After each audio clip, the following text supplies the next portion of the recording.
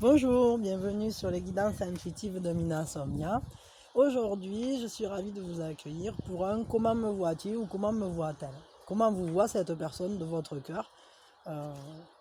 Qu'est-ce qu'elle voit de vous, comment elle vous perçoit.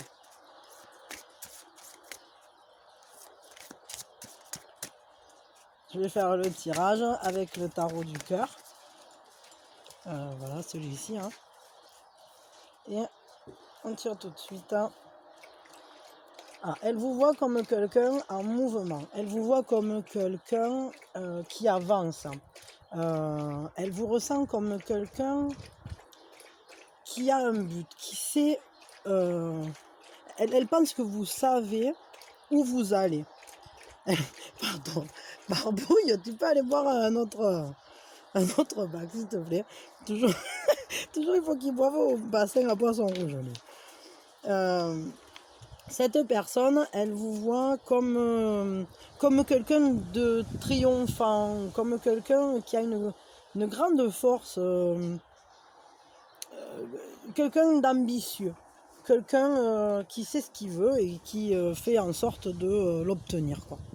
Je vous montre la carte un petit peu de plus près. Comme quelqu'un qui ne stagne pas, quelqu'un qui avance. Bon, des fois dans le chariot, il y a quand même aussi une notion d'amour, parce que c'est le chiffre 7. Et si on prend en correspondance par exemple avec la maison 7 en astrologie, qui représente le premier conjoint ou les conjoints en général, qui représente aussi notre rapport aux autres.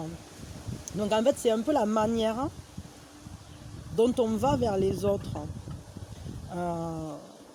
Et puis la représentation aussi de l'autre. Donc du coup ça peut être tout à fait une carte qui parle de sentiments. Donc ce chariot, ouais, elle vous voit comme ça. Qu'est-ce qui lui plaît chez vous? Qu'est-ce qui lui plaît le plus, on va dire? Parce qu'il y a peut-être beaucoup de choses, mais c'est quoi qui lui plaît le plus chez vous? Alors, il y avait deux cartes qui étaient sorties, donc je vais les mettre les deux. Ce qui lui plaît le plus, c'est votre capacité intuitive, votre intuition, votre manière, votre connexion avec l'inconscient, avec les mondes inconscients. Votre manière, peut-être de suivre votre sixième sens pour aller vers vous-même. Peut-être votre compréhension aussi. Peut-être il y a un mystère, elle vous trouve mystérieux ou mystérieuse. Peut-être elle vous trouve... peut-être elle aime beaucoup votre part féminine aussi, parce que la lune, c'est quand même la féminité. Même si, bon, dans les tarots, c'est plutôt l'impératrice, la féminité, mais la lune, quand même, en soi, c'est quand même un symbole très fort de féminité. Je veux dire, toutes les femmes ont des cycles comme la lune, et on sait bien qu'il y a un rapport avec ça. Il y a cet aspect lunaire de la femme, mais bon, vous êtes peut-être non, mais c'est peut-être votre côté très sensible que cette personne elle aime. Elle aime beaucoup, en tout cas, le fait que votre manière de gérer les émotions, de suivre votre instinct, d'aller vers vous-même, en fait. Je crois que cette personne, elle aime la manière dont vous vous réalisez. Et avec la roue de fortune, ce qu'elle aime aussi, c'est la manière dont vous êtes capable de faire tourner la roue. C'est-à-dire, vous vous adaptez complètement aux événements extérieurs. Ce qui se présente à vous, tac, tac, tac, et vous savez de suite quoi en faire. Vous le transformez presque en or. Regardez, il y a ces têtes là comme ça. Vous êtes une personne qui savait jongler avec les cycles, avec les recommencements, vous êtes une personne qui, de par votre capacité d'être dans le mouvement, de suivre votre intuition comme ça, savez, comment dire, savez utiliser le temps, la vie, ce que ça donne, et vous savez en faire quelque chose. Ouais, il y a ce côté-là. Ce qu'elle aime moins chez vous, cette personne, qu'est-ce qu'elle aime moins?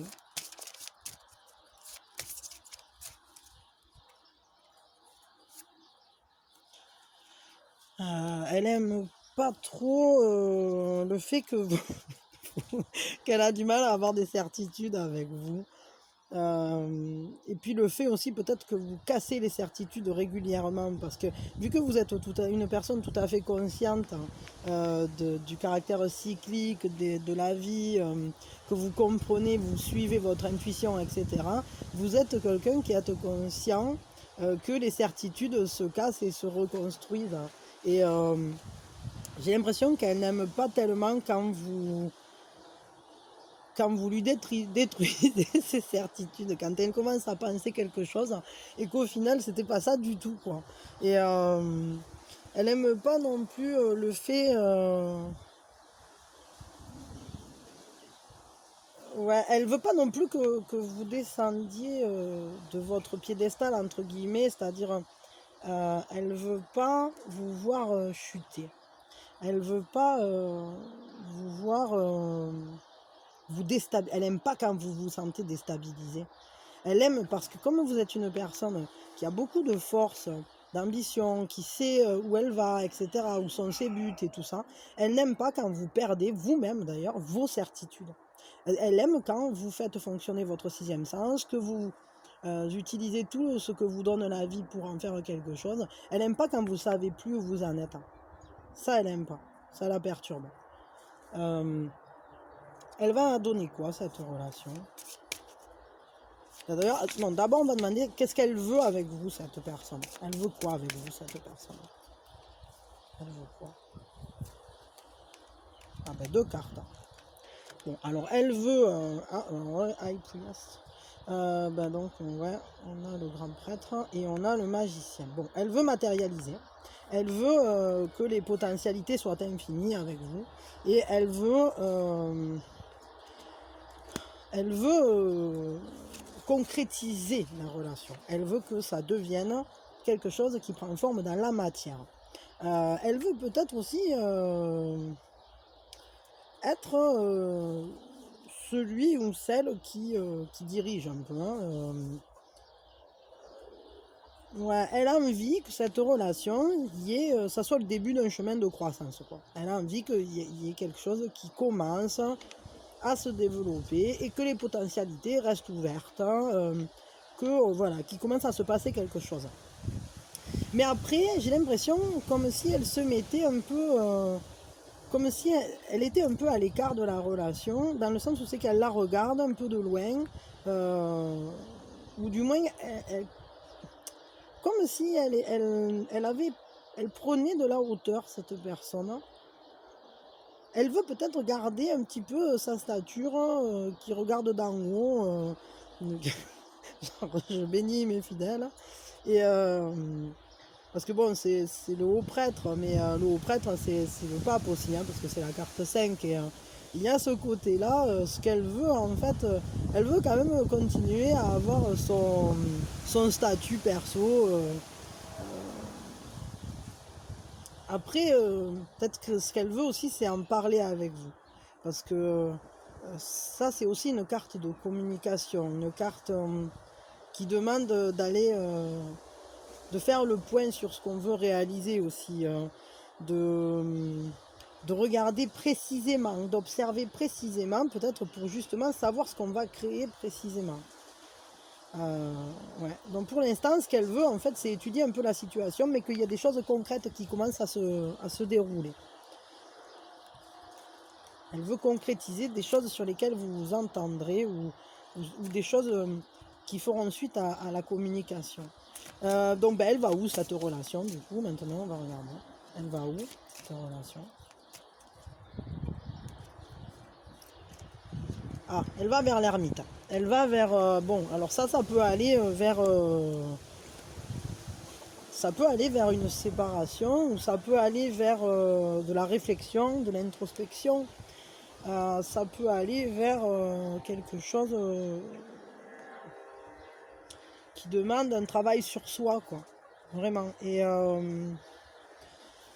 ouais, il y a ce côté-là avec l'ermite. Parce que bon, il y a une recherche de solitude dans l'ermite. Peut-être que cette relation, en fait, j'ai l'impression que cette personne, elle reste un peu trop sur son compte à soi. C'est-à-dire que elle vous regarde faire, elle aime comment vous agissez, elle n'aime pas quand vous vous sentez fragile ou je sais pas quoi, que vous êtes déstabilisé. Donc du coup, si elle n'aime pas ça, au final, elle vous soutient pas tant que ça. Et j'ai l'impression que ce qu'elle veut, c'est que vous vous développiez par vous-même. Euh, je sais pas, comme si elle voulait que vous avanciez, mais sans vous préoccuper d'elle, cette personne, en fait. Bon, c'est un peu étrange comme truc. Mais bon, c'est vrai que l'ermite, il y a quand même cette notion d'être solitaire, d'avancer seul. Alors après, est-ce que c'est une introspection Mais bon, introspection ou pas introspection, la question c'était quand même où va cette relation. Moi j'ai l'impression qu'elle va vers un célibat là, hein. Et après, est-ce qu'il y a une autre rencontre ou quelque chose? Enfin, qu'est-ce que ça va impliquer ça? Qu'est-ce que ça va impliquer? Ah ben ouais, ben non, ouais, ça va vers le monde après au final, hein. Alors si que ce soit du célibat, qu'avec cette personne au final ça fonctionne pas, c'est bon, c'est sûr que quand on est amoureux de quelqu'un, on n'a pas envie d'entendre ça. Là, je suis désolée, vraiment je m'excuse, hein.